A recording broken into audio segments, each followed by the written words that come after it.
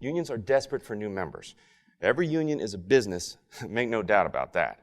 Yes, but they don't produce anything. So the only way a union makes money is by collecting dues and fines and assessments from its members. Without members, they're out of business. Most unions don't really care where their members come from. They're just looking for dues. That's why there isn't necessarily a relationship between the name of the union and who they try and represent. What do you think starts the process for a union? What makes them say, hey, there's a potential pot of gold over there. Let's go after them. Anybody have a guess? Yes. I'd say it probably all starts with somebody getting mad. Maybe they feel like they're not being treated well.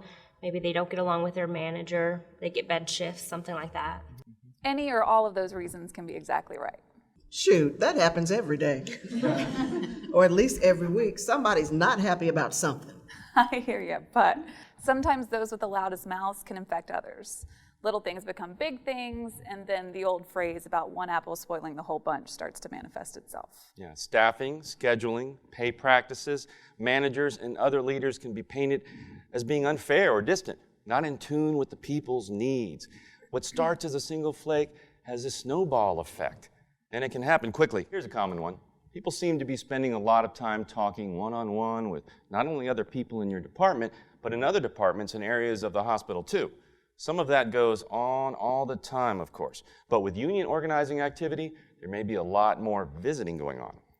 The parking lot and vending machine areas can be prime locations for small groups or one-on-ones to take place too. If you approach them, sometimes the topic of conversation is abruptly changed, or they break up quickly. The rule of thumb is to just keep your eyes and ears open. It's kind of like what we look for in a patient. Be alert to any change in behavior. Take a look at this exchange. Hey, how are you? Good. You doing okay today? I am, thank All you. right. Good to see Hey, you. have a good one. You too. Hey, Lee. Hey, you certainly have every right to vote exactly the way you want when it comes to the union. But I just want to make sure you know what having a union represent you would mean to our relationship. What do you mean? You mean you'd still be my manager, right? The union can't change that. But our relationship would be very different. Right now, you and I can deal directly on whether you want more overtime or your schedule. But if you choose the union to represent you, the union will negotiate those issues. And you and I may not be able to do anything on our own. But what about the things that are most important to me? Oh, the rules would be spelled out in the union contract that someone would sign for you. Basically, if you voted for the union, you'd be saying, in effect, that you were choosing to have an outsider represent you. Someone who doesn't know you, doesn't know me, and doesn't know our hospital. But if I needed something, what would I do? If I couldn't talk with you, who could I talk to? Well, for some things, I could still work with you, but we'd have to follow the rules in the union contract, so I would no longer have the flexibility to work out a solution specifically for you. For other things, the union would say that it would have to be involved in any discussions, whether you wanted it there or not. The union may not have mentioned that in your meetings. No, it didn't. I wonder what else it didn't tell me. Well, did anybody mention dues? Because if the union represents you, they will want you to pay dues. Yeah, they said the dues weren't much. You might be surprised at how much they add up. Usually dues are 2 or 3 times your hourly pay every month.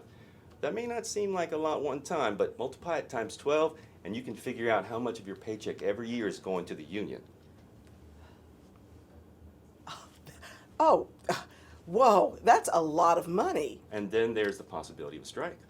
A strike? Sure, unions sometimes call strikes, and when they do, you don't get paid and you can't use PTO. Nobody ever mentioned that. Does that surprise you? You have to think about a union as a business, because that's what it is. It just doesn't make a product. The only way a union business makes money is from members. It could be dues or fines or assessments, but that's the way the union business operates. Look, I said it before, and I'll say it again. How you vote is strictly up to you. Just make sure you know what you're getting into. If it all sounds good to you, that's your choice. But think about this when you're making up your mind. Most healthcare workers in the U.S., including nurses and other hospital employees, are not represented by unions. If unions are so great, why haven't most people in your position chosen to be represented? Everybody got all that? Not to worry. In general, you just need to remember that you can and should share facts and your opinions about unions. Your employees trust you, and hopefully you have a good relationship with them already built up. If not, now is the time to be working on that.